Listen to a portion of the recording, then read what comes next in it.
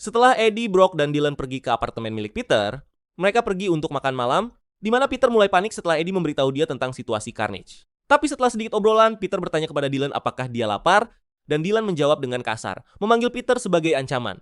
Jadi Eddie menyuruhnya pergi ke meja lain agar dia dan Peter bisa berbicara. Dan setelah dia pergi, Peter bertanya, ada apa dengan anak ini? Dan siapa anak ini sebenarnya? Dan setelah mengetahui bahwa dia adalah anaknya Eddie, dia langsung menyadari mengapa dia tidak disukai olehnya. Eddie kemudian mengungkapkan bahwa Dylan tidak tahu bahwa dia adalah anaknya, dan sebenarnya percaya bahwa dia adalah saudaranya. Tapi setelah itu, berita di TV mengungkapkan bahwa otoritas telah menemukan sarang besar yang dipenuhi dengan banyak mayat, dan setiap mayat adalah seseorang yang pernah mengenakan simbiot dan memiliki kodeks. Seperti Jenderal Ross. Eddie kemudian mulai panik, menyadari bahwa Carnage selangkah lebih cepat dari yang mereka pikir. Dan dengan setiap kodeks yang dikumpulkannya, dia hanya menjadi lebih kuat.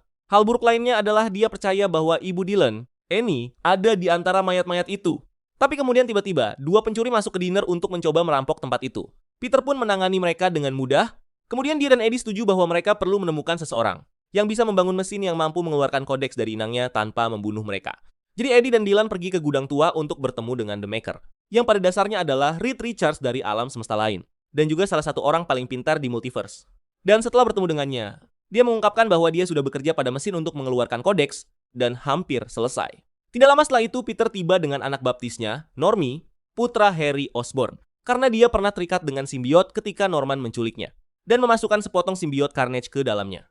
Dan jadi karena alasan tertentu, mereka akan menguji mesin itu pada Normie, untuk melihat apakah bisa mengeluarkan kodeks dengan sukses. Tapi Peter sama sekali tidak setuju menguji sesuatu pada anak. Jadi pembuatnya merekomendasikan bahwa mereka menangkap tidak lain selain Norman Osborn sendiri, yang juga pernah terikat dengan simbiot Carnage, yang dikenal dengan nama Red Goblin. Tapi akan sulit menangkapnya karena dia terkunci di penjara.